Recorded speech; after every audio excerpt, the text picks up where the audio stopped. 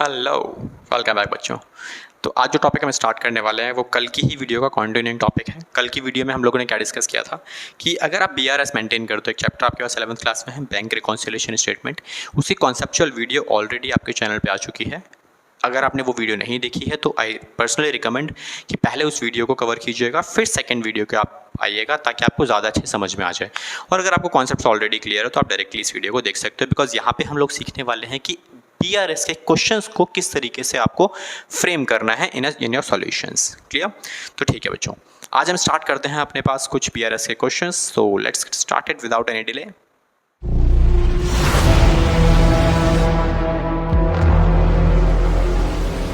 Okay, तो as you can see कि हम लोग कुछ क्वेश्चंस करने वाले हैं। क्वेश्चंस करने से पहले थोड़ा सा रिवाइज कर लेते हैं। देखो, लास्ट क्लास में मैंने आपको समझाया था कि कैश बुक जो हमारे पास अवेलेबल होती है और जो पासबुक अवेलेबल होती है, दोनों के अपने आप में ना कुछ बैलेंसेस होते हैं। जैसे कैश बुक और पासबुक की अगर बात की जाए, दोनों का बैलेंस पॉजिटिव भी हो सकता है, नेगेटिव भी हो सकता है।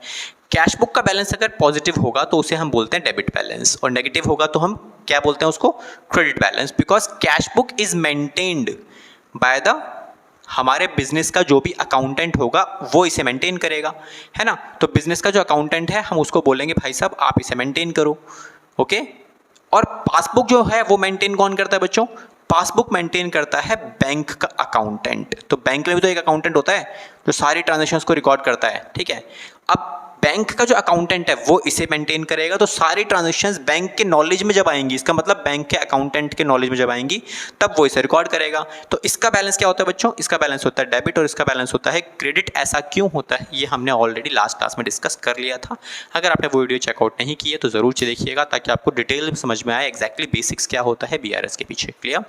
ठीक है बच्चों, अब एक काम करते हैं, हम क्वेश्चंस को फ्रेम करते हैं। जैसा कि हमने डिस्कस किया था कि कुछ क्वेश्चंस को देखेंगे, बिल्कुल बेसिक क्वेश्चन से स्टार्ट करेंगे ताकि आपको कहीं पर भी कोई दिक्कत ना आए।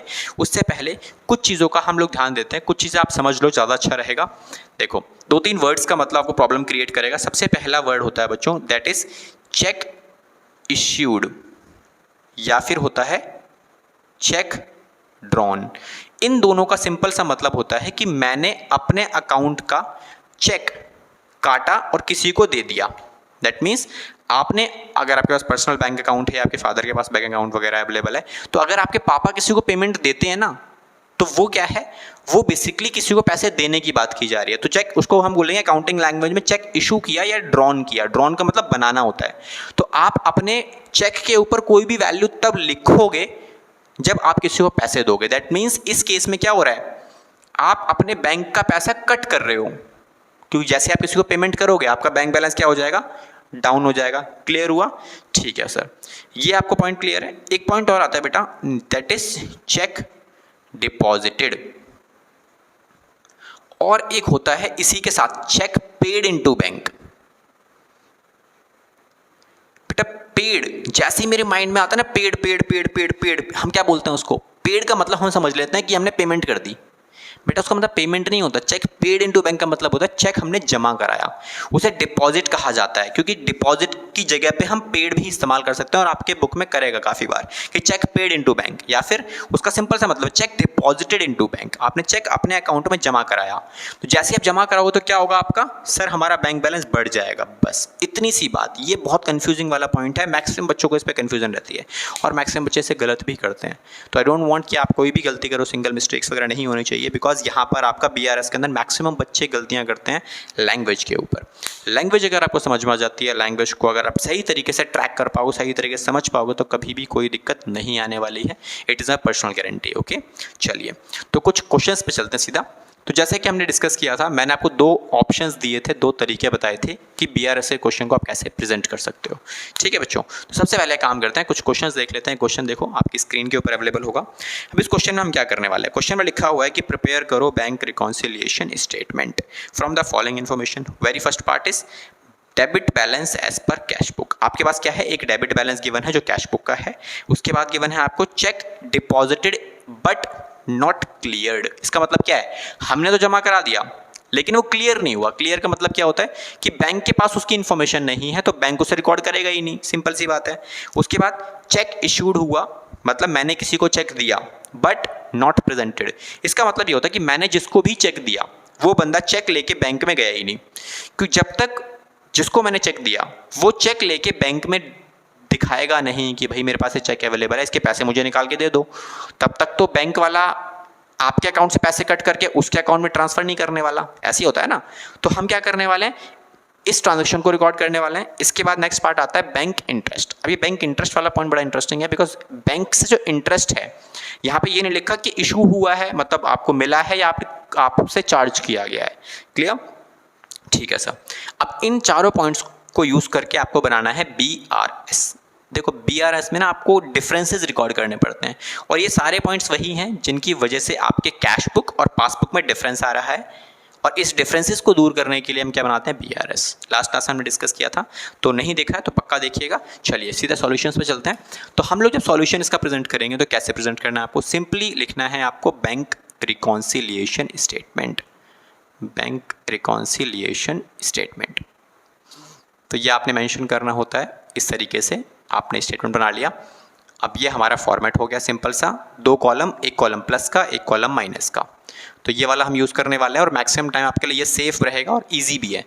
देन उसके बाद इस तरफ से एक कॉलम आ जाएगा आपके पास सीरियल नंबर का, देन उसके बाद आएगा एक कॉलम आपके पास पर्टिकुलर का।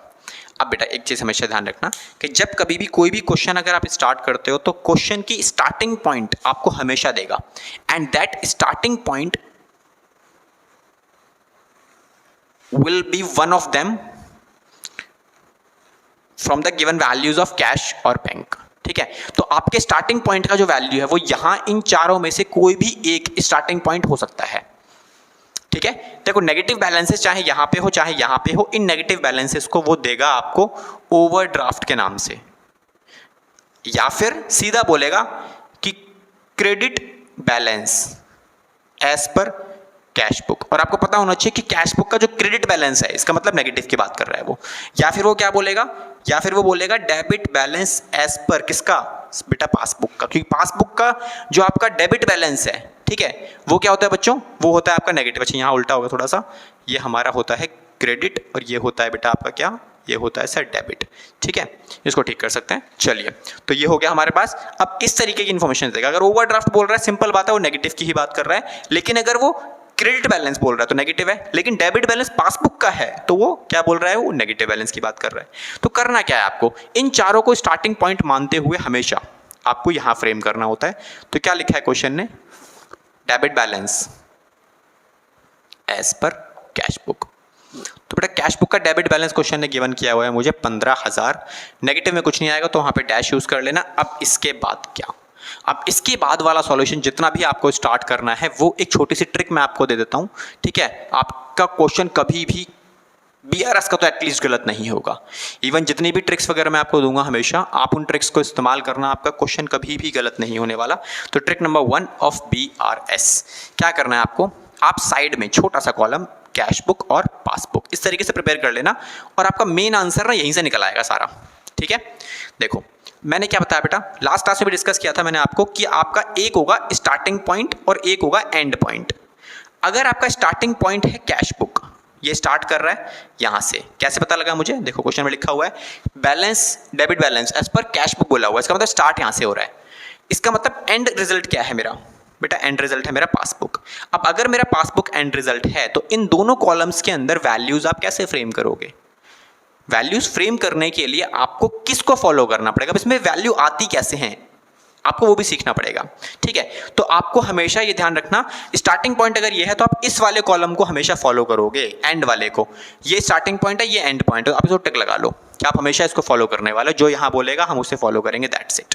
इट इज जस्ट लाइक कि आपको दिल्ली से आगरा जाना है और आपने गूगल मैप पे लोकेशन लगा ली, तो आप कौन सी लोकेशन फॉलो करोगे, आगरा वाली लोकेशन फॉलो करोगे ना, कि आगरा जाना तो आगरा की तरफ देखोगे बार बार। इसी तरीके से कैश बुक जब आप मेंटेन करते हो कि कैश बुक अगर आपका स्टार्टिंग पॉइंट है तो एंड रिजल्ट क्या आने वाला है सर, पासबुक। थोड़ा पासबुक को फॉलो करो कि पासबुक को देखो बस, इसको, इससे कोई मतलब नहीं है मुझे। हाँ हम साइन दोनों में लगाएंगे, अभी देखते हैं कैसे करना है आपको। ठीक है, देखते हैं, चलो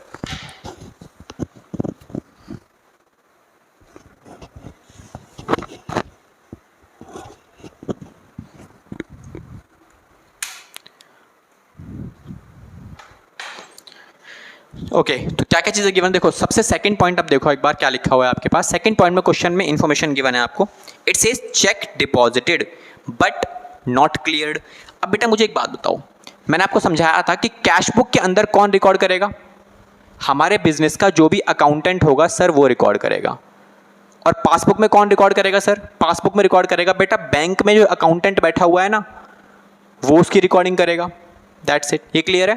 अच्छा चेक डिपॉजिट किसने किया, चेक डिपॉजिट किया अकाउंटेंट ने। अब आप ना एक छोटी सी ट्रिक याद रखो, बीआरएस करते टाइम आप ये समझ लो कि आप ही अकाउंटेंट हो बिजनेस के, आपके लिए इजी हो जाएगा। तो जब आपने चेक डिपॉजिट किया तो आप उसे रिकॉर्ड करोगे, कहां रिकॉर्ड करोगे बेटा, कैश बुक में। रिकॉर्ड करते टाइम क्या करोगे आप, क्या चेक कितने का है, चेक डिपॉजिटेड आपने रिकॉर्ड किया बट नॉट क्लियर्ड। इसका मतलब क्या है, बैंक ने उसको क्लियर नहीं किया अभी तक। तो जैसे ही आपने रिकॉर्ड किया तो आपने क्या किया, 1000 रुपए का बैंक बैलेंस इंक्रीज कर लिया as per the cash book concept. जैसे आप डिपॉजिट करते हो तो क्या होता है, आप उसी डेट पर वैल्यू बैंक की बढ़ा देते हो कि भाई हमने चेक जमा कर दिया तो बैंक का बैलेंस बढ़ जाएगा। लेकिन बैंक को इसकी इंफॉर्मेशन नहीं है, कोई भी रीजन हो सकता है, टाइम गैप वगैरह हो सकता है, जैसे मैं हम लास्ट क्लास डिस्कस किया था। तो बैंक को अगर इंफॉर्मेशन नहीं है तो क्या बैंक का बैलेंस भी पॉजिटिव आएगा, नहीं आ सकता। तो बैंक का बैलेंस 1000 रुपए नेगेटिव दिखाई देगा, मतलब 1000 रुपए कम दिखाई देगा as compare to cash book. अब आपको फॉलो कैसे करना है, साइन तो लगा दिए मैंने, फॉलो कैसे करेंगे सर हम, फॉलो करो बेटा पासबुक को। क्या बोलती है पासबुक, -1000। तो आपको क्या लगाना है, सीधा यहां लिखो नेगेटिव का 1000 रुपीज, और इसमें क्या लिखोगे आप, पर्टिकुलर्स में लिखोगे चेक क्या किया था आपने, डिपॉजिट किया था। तो यहां लिखोगे check deposited but not cleared, लेकिन वो चेक बैंक में क्लियर नहीं हुआ। क्लियर हुआ, ठीक है बेटा। अब आ जाओ नेक्स्ट पॉइंट पे। तो नेक्स्ट पॉइंट क्या बच्चों मेरा, नेक्स्ट पॉइंट लिखा है चेक इश्यू करना, check issued but not presented. बस अभी लिखवाया था मैंने आपको, चेक इशू किया, इशू करने का मतलब क्या होता है, चेक आपने दिया। जैसे ही आपने चेक दिया तो एज एन अकाउंटेंट आप क्या करोगे, आप बोलोगे कि मैंने चेक दे दिया, मतलब पेमेंट कर दी मैंने। जैसे ही आपने पेमेंट करी आपने रिकॉर्ड कर लिया, कितना रिकॉर्ड किया बच्चों आपने, सर हमने 1500 रुपये चेक दिया है तो हमने 1500 रिकॉर्ड कर लिया माइनस में कैश बुक में, बिकॉज आप अकाउंटेंट हो कंपनी के, अभी समझाया था।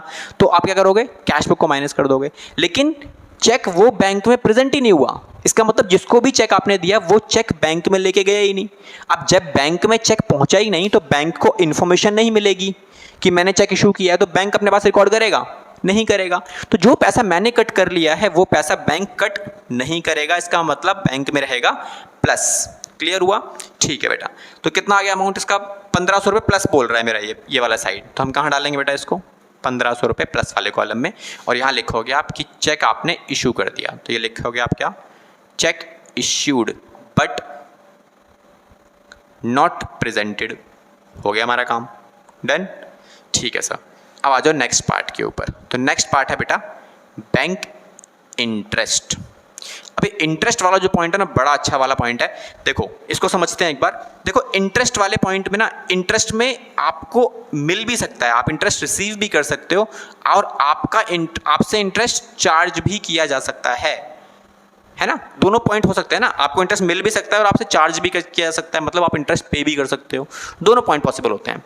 तो इट डिपेंड्स, ये हमारा बैंक अकाउंट है, जैसे आपका अकाउंट है बैंक में, और हमारी कंपनी है ये। अगर मैंने बैंक को पैसे दिए, इसका मतलब क्या है, मेरा पैसा बैंक में पॉजिटिव है, तो बैंक मुझे इंटरेस्ट पे करेगा। दैट मीन्स यहाँ से मुझे इंटरेस्ट मिलेगा। इसे हम क्या बोलेंगे बच्चों, इंटरेस्ट रिसीव। तो इंटरेस्ट रिसीव मतलब बैंक हमें इंटरेस्ट दे रहा है। क्लियर हुआ, ठीक है। और दूसरा सेगमेंट क्या हो सकता है, ये हमारी कंपनी है और ये हमारा बैंक है जहाँ पे मैंने पैसे जमा करा रखे। अब अगर मैंने बैंक से पैसे ले रखे हैं, जिसे हम क्या बोलते हैं बच्चों, जहाँ पर बैलेंस आपका नेगेटिव आएगा, it means it's an overdraft balance. तो अगर मैंने बैंक से पैसे ले रखे हैं तो बैंक मेरे से इंटरेस्ट चार्ज करेगा। तो यहाँ पे क्या आ जाएगा बच्चों, इंटरेस्ट चार्ज्ड। तो ये इंटरेस्ट चार्ज हो रहा है, मतलब मैं पैसे दे रहा हूँ। अब बैंक हमसे पैसे घर से मांगने नहीं आएगा या कंपनी में नहीं आएगा, वो क्या करेगा, हमारे अकाउंट में से कट कर लेगा। जैसे इस वाले केस में क्या हुआ, इंटरेस्ट मिल रहा है तो कहाँ मिलेगा बेटा, यहीं पे वो आपके अकाउंट में ही प्लस कर देगा इंटरेस्ट, और आपको मैसेज भेज देगा बस कि हमने आपके अकाउंट में इतना इतना अमाउंट क्रेडिट कर दिया। क्रेडिट मतलब प्लस कर दिया। और इस केस में क्या होगा, बैंक आपसे इंटरेस्ट चार्ज कर रहा है तो वो घर से लेने नहीं आएगा या आपके कंपनी के बिजनेस ऑफिस नहीं आएगा कि भाई इंटरेस्ट आपका इतना बनता है, इंटरेस्ट पे कर दो। पे करने के लिए नहीं बोलेगा, वो क्या करेगा, आपके अकाउंट से पैसे कट कर लेगा बस। आपके अकाउंट में नेगेटिव बैलेंस शो कर देगा और मैसेज भेज देगा your account has been debited for so and so reasons, जो भी होगा। अब इसमें क्या है, अब ये इंटरेस्ट पे है या रिसीव है, ये डिपेंड करता है आपका बैलेंस बैंक में क्या है, पॉजिटिव है या नेगेटिव है। बेटा पॉजिटिव बैलेंस है तो इंटरेस्ट मिलेगा, नेगेटिव बैलेंस है तो इंटरेस्ट आपको देना पड़ेगा। अब इस केस में इसने क्वेश्चन ने बोला सिंपल बैंक इंटरेस्ट 200 रुपये, लेकिन बताया नहीं कि वो पेड है या रिसीव्ड है। तो आप ये चेक करो कि आपका बैंक में बैलेंस क्या है, पॉजिटिव है नेगेटिव है। Just check it out.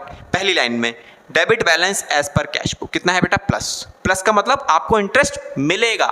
तो आपको इंटरेस्ट मिला, किसने दिया, बैंक ने दिया। तो बैंक के पास इंफॉर्मेशन है, तो बैंक ने क्या किया, पासबुक में रिकॉर्ड कर दिया। और एज एन अकाउंटेंट आपको तो इन्फॉर्मेशन मिलेगी नहीं, क्योंकि आप अकाउंटेंट हो, मालिक थोड़ी हो कंपनी के। कंपनी के मालिक के पास मैसेज जाएगा कि आपके अकाउंट में पैसे डाल दिए गए हैं, और कंपनी के मालिक के पास इतना टाइम तो है नहीं, वो इतनी सी इन्फॉर्मेशन आपको बताएगा। इसीलिए तो बीआरएस बनाया जाता है, ताकि मैचिंग वगैरह हो सके। तो हमने हमारे अकाउंटेंट को पता नहीं है, तो अकाउंट का जो बैलेंस है कैश बुक में वो 200 रुपये कम शो करेगा। तो हमें क्या करना है सर, हमें इस वाले कॉलम को फॉलो कर, क्या बोल रहा है ये, प्लस में डालना है आपको। तो आप कहाँ डालोगे सर, प्लस में डाल दो, दैट्स इट, हो गया काम। Negative balance dash, clear. इतना करने के बाद सारी एडजस्टमेंट्स खत्म। आपकी अगला स्टेप आता है मेरे पास बैलेंसिंग का। तो जस्ट 2 लाइन का गैप देके इसे बैलेंस कर देना। बैलेंस कैसे करते हैं, बैलेंस बेटा सेम कैश बुक की तरह, ये टोटल करो। बड़ी साइड कौन सी आ रही है सर, ये वाली साइड बड़ी है। कितनी आ रही है, 15, 16, 16,700 रुपये। तो ये भी 16,700 आनी चाहिए। एज बैलेंसिंग में सेम आती है दोनों साइड आपकी।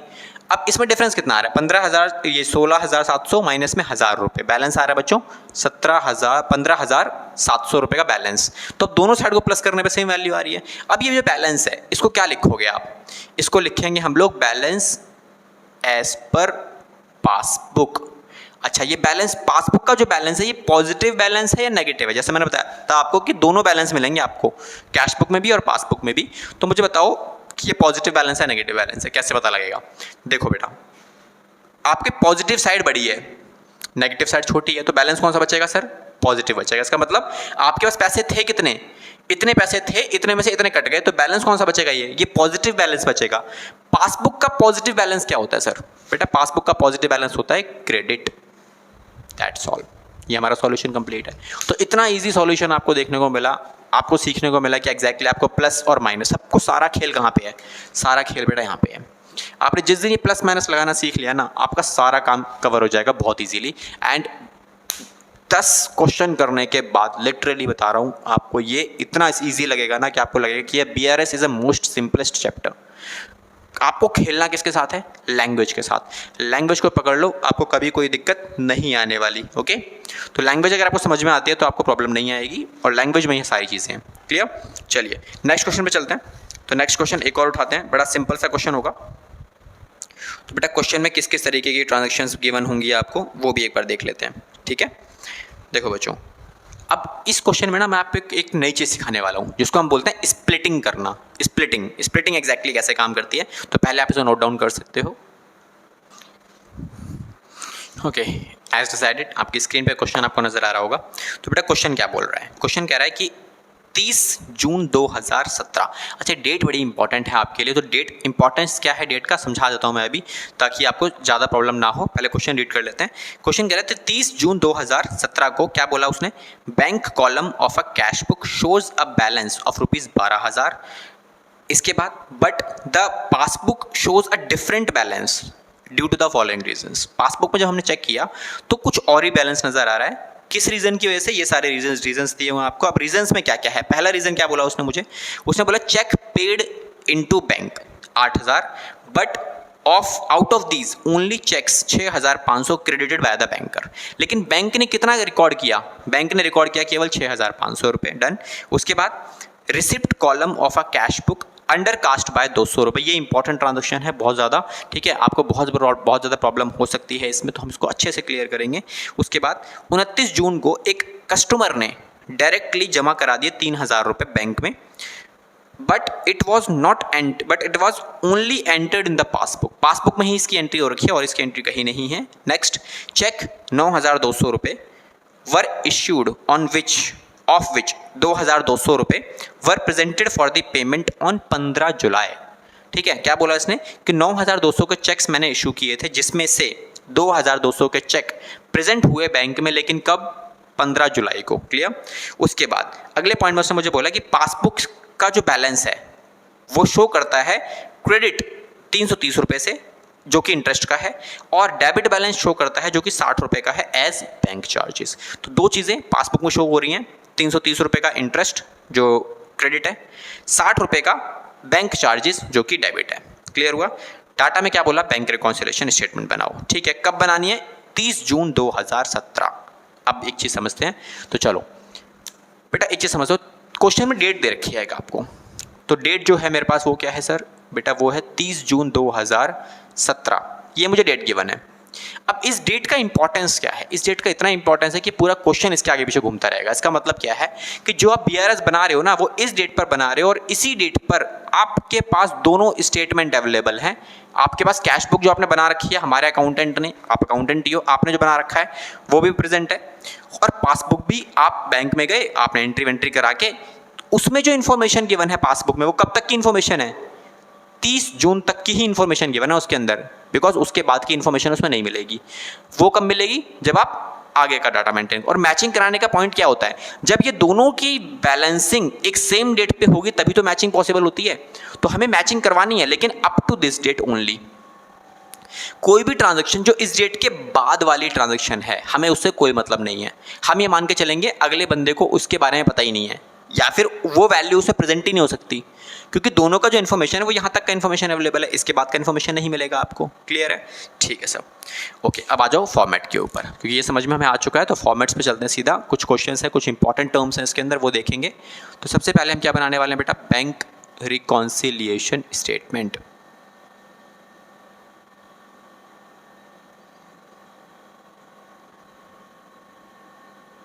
तो बेटा ये हमारा बैंक रिकॉन्सिलिएशन स्टेटमेंट का फॉर्मेट क्लियर है, ये आपके पास हो गया इसका काम।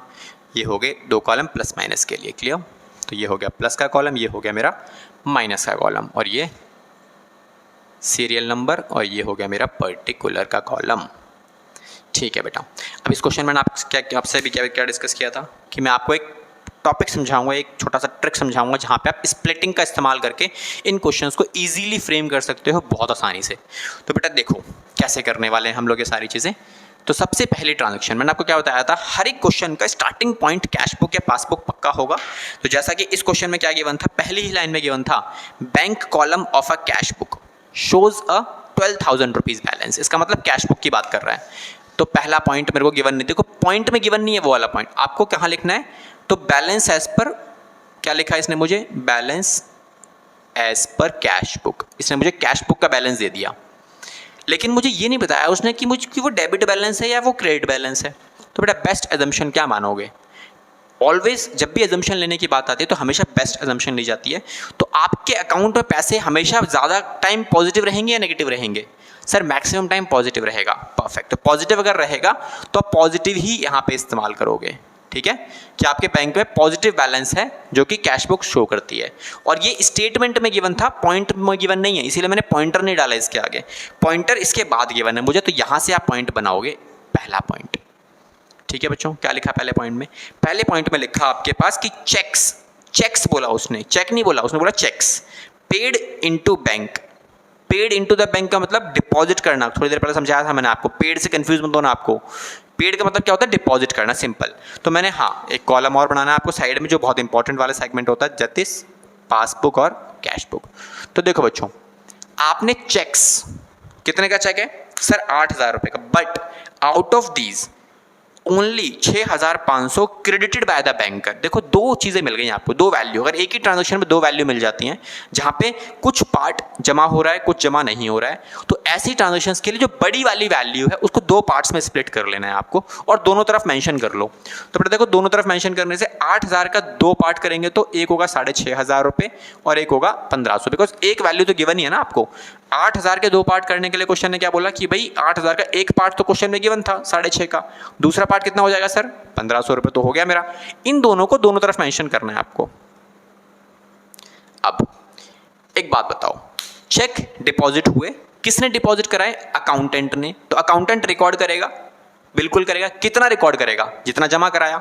इसने जमा कराया 8,000, तो पूरा 8,000 रुपये हमारा यहाँ पे रिकॉर्ड हो जाएगा, 6,500 रुपये इसमें और 1,500 रुपये, 2 चेक हमने निकाल लिए कि दोनों चेक्स का अमाउंट 8,000 बनता है टोटल। क्लियर। अब बैंक ने कितना रिकॉर्ड किया, क्वेश्चन में क्या लिखा है, बैंक क्रेडिटेड, क्या लिखा हुआ है, बैंक ने क्रेडिट किया। तो बैंक जब भी क्रेडिट करेगा तो इसका मतलब बैंक बैलेंस प्लस कर रहा है। तो बैंक ने कितना रिकॉर्ड कर लिया बेटा, बैंक ने रिकॉर्ड किया सर 6,500। तो इसका मतलब क्या हुआ कि इस वैल्यू को उसने रिकॉर्ड नहीं किया। पॉइंट समझ में आया? ठीक है, आपको बस यही लगाना है प्लस माइनस। अब इसके बाद अगला स्टेप, इन दोनों में से जो मैच हो गया उसे तो कट कर दो, उसकी जगह नहीं है, बिकॉज हम BRS में क्या रिकॉर्ड करते हैं, डिफरेंसेस रिकॉर्ड करते हैं। तो बेटा ये 6,000 प्लस, ये 6,000 प्लस, तो इसको तो कट कर दो आप यहाँ से। तो रिकॉर्डिंग क्या करोगे बेटा, ये वाला पॉइंट। अब ये वाले पॉइंट में भी कौन सा वाला रिकॉर्ड करोगे, प्लस वाला माइनस वाला। लास्ट क्वेश्चन में क्या डिस्कस किया था हम लोगों ने, जो भी स्टार्टिंग पॉइंट है उसको छोड़ के एंड पॉइंट को देख लो आप। सर इस क्वेश्चन में स्टार्टिंग पॉइंट हमारे पास क्या है बेटा, ये, तो एंड पॉइंट क्या हो जाएगा, ये। तो आप इसे फॉलो करो, क्या बोल रहा है बेटा ये। तो 1,500 रुपये माइनस वाले कॉलम में हम यहाँ डाल देंगे। और लिखोगे क्या इसे आप, सर हम इसे लिखेंगे कि चेक हमने डिपॉजिट किया बट प्रेजेंट नहीं हुआ, चेक आपने डिपॉजिटेड, कि पेड इनटू बैंक का मतलब क्या होता है, डिपॉजिटेड। और यहाँ क्या लिखोगे, बट नॉट प्रेजेंटेड, और कोई रीज़न तो हो ही नहीं सकता। नॉट नेसेसरी है कि वो वही लैंग्वेज लिखनी है जो गिवन है आपको, क्योंकि इसका मतलब तो यही है ना कि आपने तो जमा कर दिया लेकिन बैंक में प्रेजेंट नहीं हुआ, हमने जमा कर दिया लेकिन बैंक में रिकॉर्ड नहीं हुआ, मतलब बैंक में ये चेक प्रेजेंट ही नहीं हुआ। ठीक है, बैंक ने क्लियर नहीं किया, इसको लिखोगे बट नॉट क्लियर्ड। डिपॉजिट वाले सेगमेंट में आप क्लियर लिखते हो, इशूड वाले में आप क्या लिखोगे, प्रेजेंटेड। ठीक है बच्चों, ठीक है सर। अब आ जाओ नेक्स्ट पॉइंट पे। तो बेटा नेक्स्ट पॉइंट क्या लिखा हुआ है, नेक्स्ट पॉइंट में लिखा हुआ है receipt column of a cash book under cast. Under cast का सिंपल सा मतलब होता है बेटा क्या, कम, है ना। 2 वर्ड्स मिलेंगे आपको इस क्वेश्चन के अंदर, BRS के अंदर। पहला वर्ड मिलेगा आपको ओवरकास्ट, दूसरा वर्ड मिलेगा आपको अंडरकास्ट। ओवरकास्ट का मतलब होता है बेटा ज्यादा, ठीक है। अंडरकास्ट का मतलब होता है बेटा क्या, कम। ठीक है, अब यहाँ पे एक पॉइंट बड़ा अच्छा समझने वाला है आपको। आप प्रॉब्लम आती है तो एक चीज़ आप बना सकते हो। क्या लिखा हुआ है, उसने क्या बोला मुझे, ये मेरा हो गया कैश बुक और ये हो गया मेरा बेटा पासबुक। अब उसने बोला receipt column of cash book, मतलब प्लस वाली साइड की बात कर रहा है वो। इस वाली साइड को प्लस बोलते हैं, उसको नेगेटिव बोलते हैं कैश बुक में, और इसमें ये प्लस होती है और ये नेगेटिव होती है। ठीक है, उसने क्या बोला, उसने बोला जो ये वाली साइड है आपकी, ये वाली साइड छोटी है, कम है, मतलब अंडरकास्ट का मतलब क्या है, कम है। अगर मान लो एक्चुअल में इसका प्राइस, इसकी जो वैल्यू है हमारे पास, एक्चुअल में जो कैश रिसीव हुआ है पूरे साल में, कितना रिसीव हुआ है, एक महीने में आपको रिसीव हुआ है लेट्स सपोज 1,000 रुपये, लेकिन आपने गलती से रिकॉर्डिंग करते टाइम क्या रिकॉर्ड किया कि आपको कितने मिले, केवल 800 मिले। क्लियर हुआ, आपको कितने मिले, 800 मिले। ठीक है, तो आपका जो क्लोजिंग बैलेंस है वो कितना शो करेगा, कैश बुक का। कैश बुक में अगर आपने रिकॉर्डिंग कम पैसे की कर रखे तो क्लोजिंग भी कम ही आएगी ना। क्लोजिंग कितनी आएगी बच्चों, 200 रुपये कम आएगी मेरी, क्योंकि रिसिप्ट कॉलम छोटा है। समझ में आया? ठीक है, अब इसके बाद ये कॉलम पे क्या आएगा आपका, ये कॉलम 200 रुपये प्लस में आएगा, बिकॉज यहाँ तो कोई गलती होगी नहीं, बिकॉज पासबुक मेंटेन कौन कर रहा है, अकाउंटेंट मेंटेन कर रहा है, बैंक वाला, बैंक ने तो कोई गलती की नहीं है। Cash book is maintained by the accountant. ठीक है, इसको थोड़ा सा और डिटेल में चलते हैं अच्छे से समझने के लिए।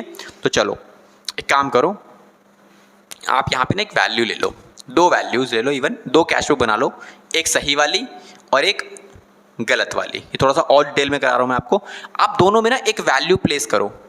लेट सपोज कि आपने रिकॉर्ड कर लिया 1,000 रुपीज़ का दोनों तरफ, मतलब आपके पास अभी एट प्रेजेंट 1,000 रुपीज़ हैं कैश बुक में। अब क्वेश्चन ने बोला कि रिसीविंग साइड पे आपने 200 रुपये कम रिकॉर्ड कर रखे हैं, मतलब छोटी है। इसका मतलब आप ये ले सकते हो कि आपको एक्चुअल में लेट सपोज 800 रुपये का या फिर 1,000 रुपये का रिसीविंग हुआ है, लेकिन आपने रिकॉर्डिंग करते टाइम कितना रिकॉर्ड कर लिया, 200 रुपये कम रिकॉर्ड किया है। तो जैसे ही आप इस ट्रांजेक्शन को रिकॉर्ड करोगे तो क्लोजिंग बैलेंस कितना आने वाला है, तो देखो एक्चुअल जो क्लोजिंग बैलेंस कितना आ रहा है सर, 2,000 का, लेकिन गलती से क्या हो गया, 1,800 रुपये का बैलेंस आ रहा है।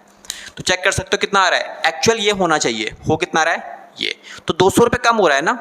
अब 200 रुपये अगर कम हो रहा है तो हमने क्या किया, कैश बुक में 200 रुपये माइनस किया।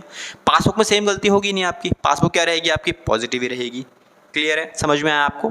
ठीक है, तो ये अगर क्लियर है तो हम लोग को क्या करना है, प्लस रिकॉर्ड करना है। तो क्या रिकॉर्ड करोगे, ये वाली वैल्यू। तो ये रिकॉर्ड कहाँ करोगे आप, प्लस वाले कॉलम में। तो यहाँ वैल्यू डाल देंगे कितना बेटा, 200 रुपये, और लिखोगे क्या इसमें, आप यहाँ लिखोगे receipt column of cash book under cast.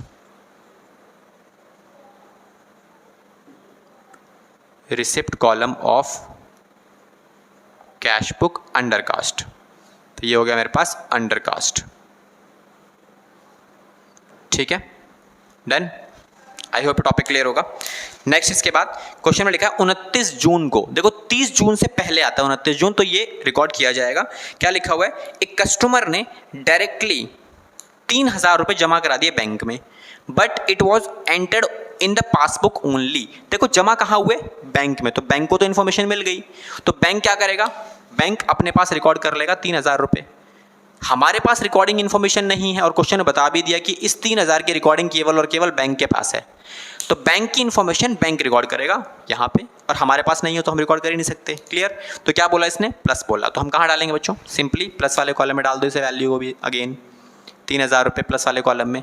और यहाँ क्या लिखोगे आप, सर यहाँ हम लिखेंगे कि direct deposit by customer, direct deposit by a customer. ठीक है, direct deposit by a customer comma recorded only in passbook, चाहो तो इसे भी लिख सकते हो, ओनली इन पासबुक। आपने इसकी रिकॉर्डिंग केवल और केवल पासबुक में कर रखी है, बस दैट्स इट। तो ये हो गया हमारा पार्ट। अब आ जाओ अगले पार्ट पे। अगले पार्ट में क्वेश्चन ने क्या बोला है, it says cheques of ₹9200 were issued. आपने इशू किया मतलब किसी को चेक दिया आपने, उसके बाद ऑफ विच, उसमें से 2200 रुपये वर presented for payment on 15 July. Again एक ट्रांजैक्शन में दो वैल्यू मुझे मिल गई, तो हम क्या करेंगे बच्चों, हम इसको स्प्लिट कर लेते हैं। तो 9200 के दो पार्ट्स अगर हम करेंगे तो एक तो मुझे ऑलरेडी गिवन है 2200 रुपये का, तो दूसरा कितना बनेगा बेटा 7000 का। तो हम क्या करेंगे, दोनों को लिख लो, 2200 रुपये इधर और 7000 इधर, 2200 रुपये इधर और 7000 रुपये इधर। अब इशू किसने किया, इशू किया अकाउंटेंट ने, मतलब हमने इशू किया। तो हम जब भी कोई ट्रांजेक्शन करेंगे तो हम उसे रिकॉर्ड करेंगे, कहाँ रिकॉर्ड करोगे बेटा आप, कैश बुक में। आपने इशू किया मतलब आपने टोटल अमाउंट जितना इशू किया उतना माइनस करोगे। अब एक पॉइंट आता है, इन दोनों में से क्वेश्चन ने बोला जो ये 2200 रुपये का चेक है ना, ये बैंक में कब प्रेजेंट हुआ बेटा, ये बैंक में प्रेजेंट हुआ 15 जुलाई को। 15 जुलाई मतलब 30 जून के बाद, और हम डाटा बना रहे हैं 30 जून को। तो जो चेक 15 जुलाई को बैंक, जिसकी इंफॉर्मेशन 15 जुलाई को मिली बैंक को, क्या वो 30 जून को रिकॉर्ड कर सकता है, नॉट पॉसिबल। तो इसका मतलब क्या है, ये बैलेंस बैंक को पता ही नहीं है, हमने माइनस किया है, तो बैंक में तो ये वैल्यू प्लस ही रहेगी। लेकिन इसके बारे में कुछ बताया नहीं, इसका मतलब क्या है, ये वैल्यू प्लस माइनस हो चुकी होगी ऑलरेडी, कोई दिक्कत नहीं है इसके लिए। अब जो वैल्यू डिफरेंट नहीं जनरेट कर रही उसे कट कर दो, मतलब 7000 माइनस का, तो ये हटा दो यहाँ से, बचा क्या ये वाला, तो ये उठा लो। क्या बोलता है ये, प्लस बोलता है, तो हम प्लस रिकॉर्ड कर देंगे यहाँ पे। प्लस वाले कॉलम में कितना आएगा बच्चों, सिंपली 2200 रुपये की वैल्यू आ जाएगी, डन। इसे क्या लिखोगे आप, यहाँ लिखेंगे हम लोग कि चेक आपने इशू किया बट नॉट प्रेजेंटेड, आपका चेक प्रेजेंट नहीं हुआ। क्लियर हुआ, तो ये हमारा पॉइंट भी कवर हो गया। ओके, समझ में आ रहा है बेटा, बहुत सिंपल है, बहुत सिंपल तरीके से हम लोग कर रहे हैं सारी चीज़ें। अब हम चलते हैं आगे थोड़ा सा, लास्ट ट्रांजेक्शन है। लास्ट ट्रांजेक्शन में क्या बोला, passbook shows a credit of ₹330। Passbook में क्रेडिट बता रहा है, क्रेडिट का मतलब क्या होता है बच्चों, 330 का क्रेडिट। पासबुक में रिकॉर्डिंग हो रखी है तो क्रेडिट होता है पासबुक का प्लस, और 60 रुपये का डेबिट है, तो डेबिट मतलब पासबुक का डेबिट माइनस 60 रुपये का। अब ये दो इन्फॉर्मेशन बैंक की पासबुक में है जिसका डिफरेंस आ रहा है, इसका मतलब कैश बुक में इनकी रिकॉर्डिंग नहीं है, तो माइनस 330 और 60 रुपये प्लस ये वाला, डन। अब ये दोनों ट्रांजेक्शन है एक ही क्वेश्चन के अंदर गिवन है, तो आप क्या करोगे, इन दोनों का सम, आप आपको रिकॉर्ड क्या करना है, रिकॉर्ड है सर हमें ये वाली वैल्यू रिकॉर्ड करनी है ना, एक प्लस में रिकॉर्ड कर दो, एक माइनस में रिकॉर्ड कर दो। तो 330 कहाँ आएगी बच्चों, 330 आएगी सर प्लस वाले कॉलम में, और माइनस वाले में 60 रुपये। क्लियर। अब इसकी ट्रांजेक्शन क्या लिखोगे आप, यहाँ लिखोगे इंटरेस्ट एंड बैंक चार्जेस, दोनों का नाम यही है ना, bank charges not recorded in cash book. आपने इसको कैश बुक में रिकॉर्ड नहीं कर रखा, दैट्स इट, हो गई हमारी सारी ट्रांजैक्शंस। अब क्या करना है, अगला स्टेप, सर बैलेंसिंग का काम है, तो बैलेंसिंग तो बड़ा सिंपल सा पार्ट है, नीचे से 2 लाइन का ड्रॉप देके फिर इसको टोटल कर लो। तो दोनों साइड को प्लस करना है आपको, सारी वैल्यू उठा के प्लस करेंगे, फाइनल वैल्यू कितनी आने वाली बेटा, 13, 14, 15, 16, 17, 17,730, तो ये वैल्यू आती है। तो यहाँ भी सेम आनी चाहिए 17,730, बिकॉज छोटी वाली साइड तो यही बन रही है। तो 17,730 में से आपको क्या करना है, सिंपल 1560 आपको माइनस करनी है। तो 1560 जैसे आप माइनस करोगे you will get the value of 13 में से 6 गए तो 7, और ये आएगा 1, और ये आएगा तुम्हारे पास 16,170 रुपये का फाइनल अमाउंट, जो कि यहाँ लिखा जाएगा। अब 16,170 कौन सा बैलेंस आएगा बच्चों, ये स्टार्टिंग पॉइंट था सर हमारे पास कैश बुक, तो ये बैलेंस कौन सा आएगा, पासबुक का। अब पासबुक का कौन सा, ये पॉजिटिव बैलेंस है। कैसे पता, पॉजिटिव साइड बड़ी आ रही है, तो पॉजिटिव में से नेगेटिव वाला छोटा है, तो माइनस करोगे तो पॉजिटिव ही बचेगा ना आपका। दैट मीन्स ये पॉजिटिव बैलेंस है आपका। और पॉजिटिव बैलेंस को आप किस नाम से लिखोगे बेटा, सर इसे हम लिखेंगे credit balance as per passbook. Credit balance as per passbook के नाम से ये आपका डाटा रिकॉर्ड हो जाएगा। दैट्स इट, इतना ही काम करना है आपको इस पूरे क्वेश्चन के अंदर। ओके, तो आई होप ये क्वेश्चन समझ में आएगा आपको। ठीक है, अगर इससे कनेक्टेड कोई भी डाउट्स है, कोई भी क्वेरीज वगैरह, आप क्वेश्चन को कमेंट बॉक्स में डाल सकते हो। तो अब तक की क्लास में काफ़ी है, नेक्स्ट क्लास के अंदर हम लोग मिलेंगे कुछ और अच्छे क्वेश्चंस के साथ। तब तक के लिए see you and all the best.